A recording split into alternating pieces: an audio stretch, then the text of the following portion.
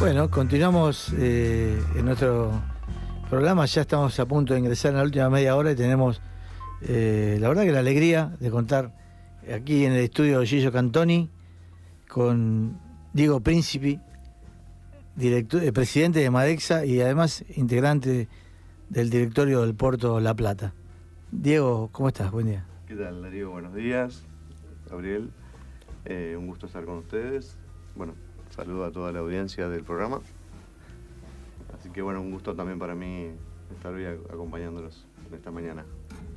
Bueno, nosotros sabemos que es Madexa que produce, pero sintetizándonos un poco para los oyentes, ¿cómo surgió la empresa que cumplió 25 años? Sí, recientemente hemos celebrado nuestros primeros 25 años. Somos una empresa familiar, somos una empresa metalúrgica, básicamente nuestra función industrial es esa, y nuestro único rubro, por así decirlo, en específico, es la matricería para la extrusión de perfiles de aluminio.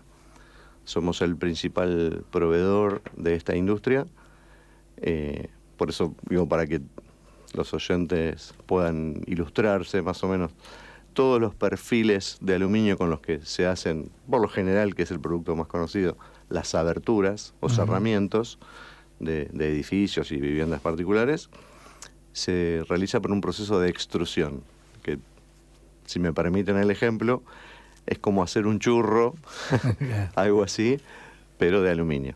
Entonces, nuestra especialidad es precisamente la matricería, o en este caso la boquilla de la churrera, ¿sí?, para darle la forma a esos perfiles.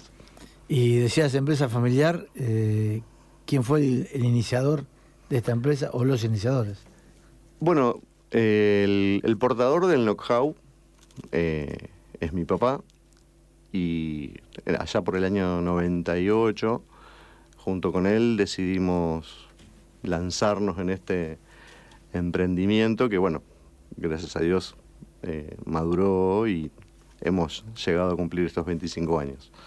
Él, digamos, adquirió este know-how después de 20 y pico de años también en una empresa productora, precisamente, de perfiles de aluminio, de acá de la zona de La Plata. Bueno, antiguamente llamada Kaiser Aluminio, hoy Aluar División Elaborados. Es la planta que está en Ruta 2, kilómetro 54. Él tuvo a cargo la matricería durante muchísimos años. Desde muy joven ingresó a esa planta y, bueno, fue adquiriendo precisamente esta habilidad hasta, bueno, lógicamente lograr la jefatura del sector. Luego de una fusión de la empresa allá por los años 93, 94, él se desvincula de la organización y, bueno, pocos años después decide, junto conmigo, de alguna manera, emprender este largo camino de lo que es constituir una pyme en este país. Diego, y en este largo camino, ¿cómo enfrentaron todos los desafíos, toda esta incertidumbre, ¿no?, que vive el empresario en el país?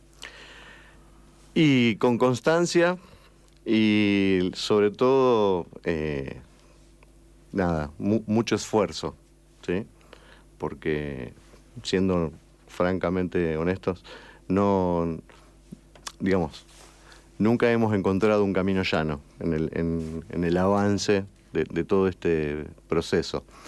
Pero bueno, a ver, creo que sobre todo la convicción que va sosteniendo un poco la visión que compartíamos con mi papá, nos permitió dar los primeros pasos, y luego de, no sé, un puñado de años, cuando ya la organización comienza a consolidarse, obviamente acá estamos acostumbrados que cada tanto solemos atravesar alguna crisis, pero creo que con un poquito de creatividad y sobre todo a veces también el nivel de posicionamiento que vas logrando en el rubro, porque tengo que aclarar de que es un rubro muy específico. Somos muy poquitas las empresas argentinas que nos dedicamos a esto, que no significa que no haya competencia, ¿sí? Pero digo, el mercado en particular demanda más unidades de las que se pueden producir a nivel local, así que digamos que tenemos de alguna forma garantizado un nivel de actividad mínimo. También vale la pena remarcar que este es un rubro estrechamente vinculado a la construcción, ¿sí? Porque más o menos, por citar un ejemplo, casi el 80% de los productos extruidos en el país tienen como destino el uso en lo que es arquitectónico o carpintería, ¿sí? Y el otro 20% de uso industrial. Hay muchísimas industrias que utilizan productos extruidos. Cosa que en los países del primer mundo es totalmente al revés, ¿no? El 80% del volumen que se consume tiene un destino industrial y solamente el 20% se usa para carpintería, por ejemplo, ¿sí? Entonces, reiterando nuestra vinculación con la construcción, es que de alguna manera esta actividad claramente va acompasando, ¿sí?, los vaivenes que este rubro ha ido experimentando en estos 25 años. Y cuando ustedes tienen que planificar a largo plazo, ¿es prácticamente imposible en Argentina o pueden hacerlo? A ver, intentamos a veces abstraernos de algunas particularidades o coyunturas del corto plazo para podernos sentirnos cómodos con ciertas visiones a futuro. Si nos abocáramos estrictamente al día a día o al cortoplacismo, sería muy difícil a veces el poder dar algunos saltos importantes en cuanto al progreso que las inversiones en tecnología, por lo menos en este rubro, exigen, ¿no? Nosotros estamos principalmente sustentados, más allá del know-how propiamente, de los profesionales que integran nuestro staff. Utilizamos equipamiento con mucha tecnología, cosas que también van sufriendo una evolución permanente, y también mucho software, ¿sí? Que es un poco el core de nuestro negocio. Así que ambas cuestiones nos obligan a tener una visión a largo plazo, ¿sí? Sobre todo por los costos, ¿no?, que tienen asociados. Sí, hablamos de las crisis, ¿no? Imagino, 25 años ustedes arrancaron y estuvo la crisis del 2001. Así es. Y ¿cómo la pasaron en ese momento? Me imagino vos con 23 años menos también. Tal cual. Sí, yo era joven, todavía era un estudiante universitario. Y bueno, quizás el hecho de haber sido una estructura muy exigua en ese momento, a pesar del golpazo, digamos, que ocasionó a la economía en general, ¿no? Más allá, obviamente, de la situación un poco penosa que duró algunos meses, sí. Claramente, bueno, logramos pasarla como pudimos, y así tantas otras, ¿no? Porque, si mal no recuerdo, allá por 2008 tuvimos otra crisis, y después ya te diría, más o menos, estoy tratando de esforzar mi memoria, pero 2013, 2014, en la época de Moreno, había serias dificultades, eso sí lo tengo muy presente, para abastecernos de materia prima, por ejemplo. ¿Por qué hago mención de la materia prima? Claro. Nuestro principal, digamos, materia prima, o exclusiva, por decirlo de alguna manera, es el acero. Son aceros especiales para el trabajo en caliente. Esa es la denominación. Y no se producen en la Argentina. Así que los aceros que nosotros adquirimos, que lo hacemos a nivel local, a las filiales argentinas de las usinas europeas que lo producen, bueno, tanto en aquel entonces como también, vale la pena aclarar, ahora, han sido atravesadas por estas dificultades, principalmente de divisas, que llevaron a la restricción de las importaciones, ¿no? En ese momento, Moreno cuando planteaba para importar $1 tenés que exportar $1, ¿no? Exactamente. Bueno, algunos de nuestros proveedores terminaron exportando vinos y cosas por el estilo. Miel mucho, ¿no? Totalmente. Fue así. Pero bueno, más allá de esas cuestiones que fueron a lo largo del tiempo, algunos meses, que gracias a Dios, al no prolongarse tanto, también te permite, en ese caso, a veces encontrar algunas salidas alternativas o provisorias que te van dando un poquito de tiempo, ¿no? Nosotros ya nos hemos curado en salud, ¿no? Básicamente, hoy tratamos de sostener, más allá de todo el costo financiero que eso implica, un alto stock de estas materias primas para precisamente, de alguna manera, inmunizarnos de estas cuestiones. Es imposible, ¿no? Honestamente, estar inmune en un 100% es imposible. También, digamos, en menor escala, pero algo que utilizamos bastante, todas las herramientas de corte que utilizan nuestros equipos también son importadas.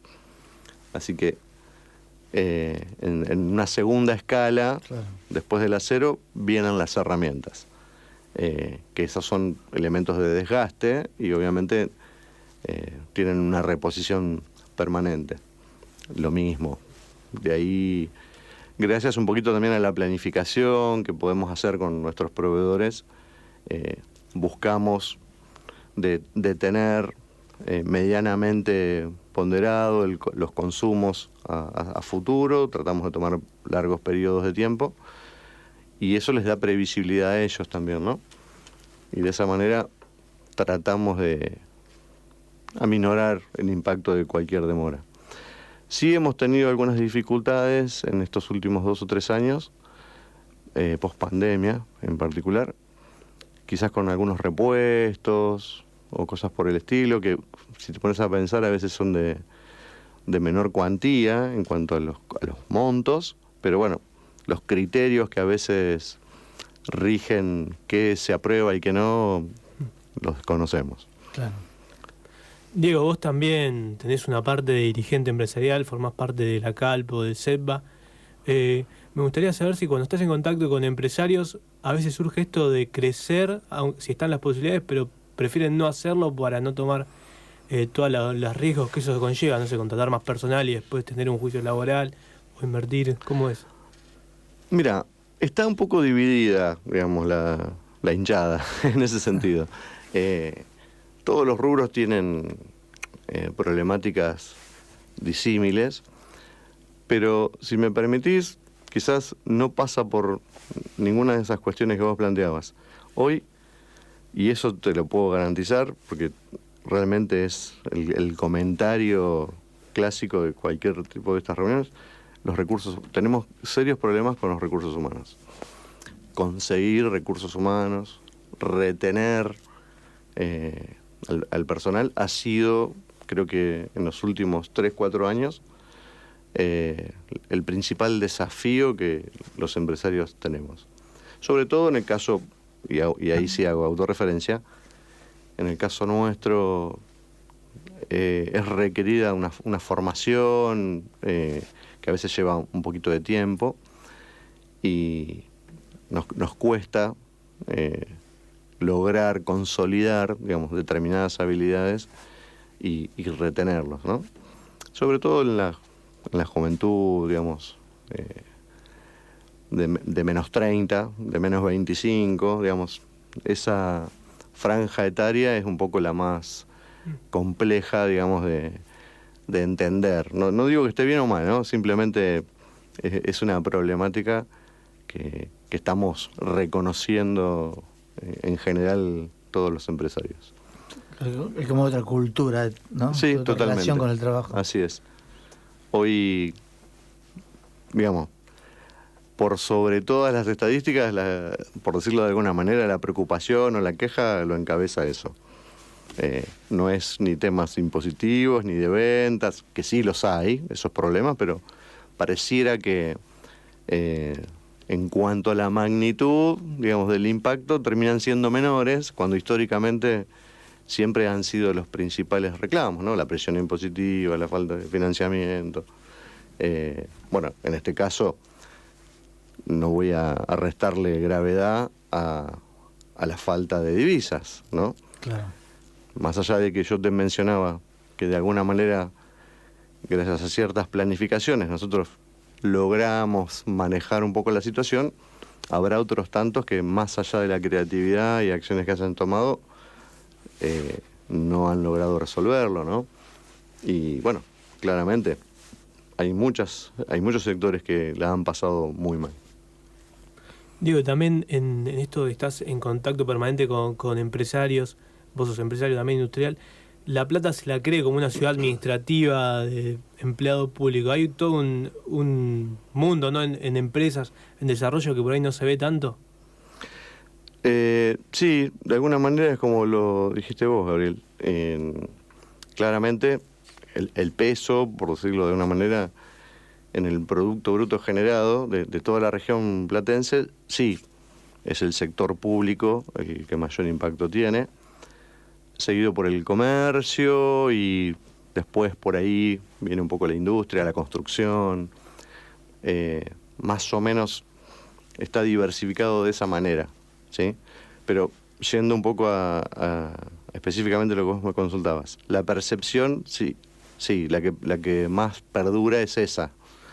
Y lamentablemente pareciera, ¿no?, que todo el sector productivo, primario o industrial, no ha sabido ganarse un poco el protagonismo y la trascendencia en la región.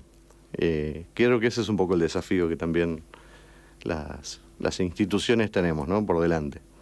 Creo que de alguna manera lo vamos logrando de a poquito, ¿no?, con acciones no solo de índole social, sino el comenzar a tomar protagonismo a veces también en la toma de decisión, que es un poco a veces lo que desde una entidad gremial empresarial tratamos de influenciar, ¿no?, en el buen sentido de la palabra. Diego, vamos a hacer una pequeña tanda y luego continuamos hablando. Les contamos a nuestros oyentes que está Diego Príncipe, presidente de Madexa, también es un dirigente gremial empresario, está en Setban Calpo y es director del Puerto de La Plata. Muy bien, nos acompaña desde hace unos minutos, por suerte, porque la verdad que estamos en un diálogo muy interesante, Diego Príncipe. Y bueno, estamos hablando un poco de la industria en general, todo lo que está aconteciendo. Y en un momento hablábamos de productividad, por ahí que muchas empresas pueden tener mayor productividad. Y justamente hace unas semanas el embajador de China contaba que China podría comprarle más cosas a Argentina en general, sobre todo alimentos y también indumentaria, pero Argentina produce mucho menos de lo que ellos demandan, ¿no? Uh-huh. En general, ¿cómo ves esto? ¿Se podría mejorar? ¿Qué necesitamos para poder aumentar la productividad de las industrias nuestras? Mira, hace unos años leí un libro, ahora no me puedo acordar el nombre, de Tomás Bulat. Sí, Tomás. Bueno, y la verdad que echó un poco de luz sobre algunos mitos que en general los argentinos tenemos de nosotros mismos, ¿no? Y precisamente puntualizó en uno de los apartados del libro todo lo relacionado a la productividad, a las horas de trabajo. Y aunque suena feo, digo, no somos tan trabajadores como creemos respecto obviamente a otros países. Y nuestros niveles de productividad tampoco son comparables con países del primer mundo. Le doy un poco la razón al embajador chino en el sentido de que, más allá de un tema de escala, claramente, claro. Sí. No estamos en condiciones de abastecer a China en todas sus demandas, eso está más que claro, pero desde luego que nos falta enfocarnos, y esto es un tema de décadas, no es algo que pasó ayer, es un fenómeno que venimos arrastrando de décadas. Y ojo que esto también lo he charlado con muchos dirigentes gremiales, ¿no? Y están en total sintonía con esto, que es una discusión que hay que comenzar a dar también, más allá de, lógicamente, la defensa de los puestos de trabajo, etcétera, digamos, todo el rol que ellos tienen, también coinciden con los empresarios que está bueno esto de empezar a discutir, digamos, las mejoras que desde luego y legítimamente puedan solicitarse de la mano de la productividad, porque honestamente las estadísticas que se manejan en general no son del todo alentadoras. Habrá casos particulares, como por ejemplo nuestra industria automotriz es absolutamente competitiva, por ejemplo. No hago lobby de la industria automotriz porque tengo mis particulares opiniones respecto a su impacto, pero bueno, para no desviarme del tema, en eso somos muy buenos, por ejemplo, ¿no? Más allá de que nos destaquemos también en otras cuestiones, ¿no? Todo lo que es genética de grano, maquinaria agrícola, etcétera, etcétera. Pero yendo puntualmente al tema de productividad, el trabajador argentino no deslumbra por eso. Desde luego que también tenemos otra cara, ¿no?, de la moneda. Nuestros profesionales, por ejemplo, en el exterior, sí son muy ponderados por lo versátiles y creativos que a veces el argentino termina resultando, ¿no? Es un tema de formación, cultura, etcétera.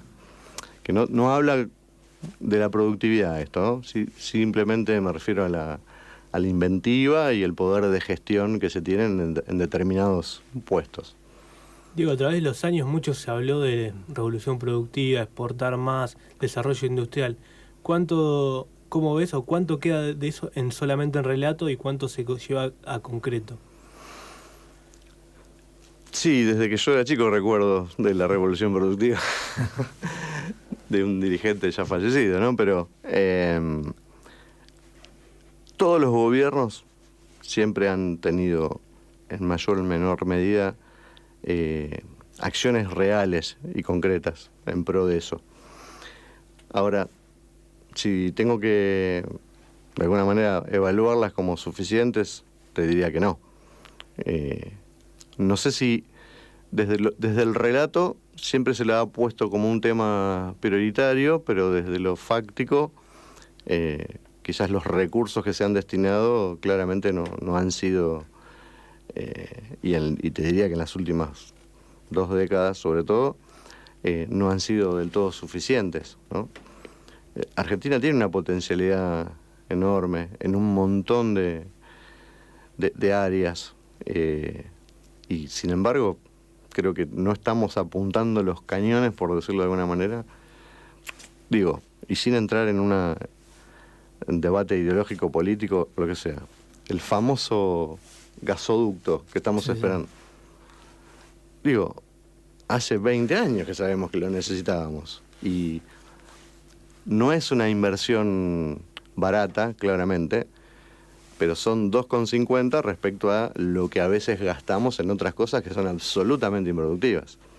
Y esto nos hubiese ahorrado miles de millones de dólares, claro, en las últimas 2 décadas. Una obra que demandaba 3 años. Sí, aparte, se recupera la plata, pero bueno, con bastante velocidad. Lamentablemente, esas son las cosas que uno que está al frente de una organización no se explica, ¿no?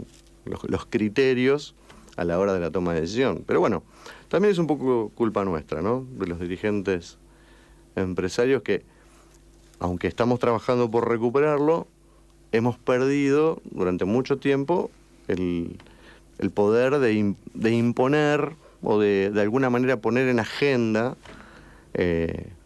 temas que son más relevantes, ¿no? Hemos dejado que la política sea la que establezca la agenda y no hemos sido los actores económicos los que tomamos ese protagonismo.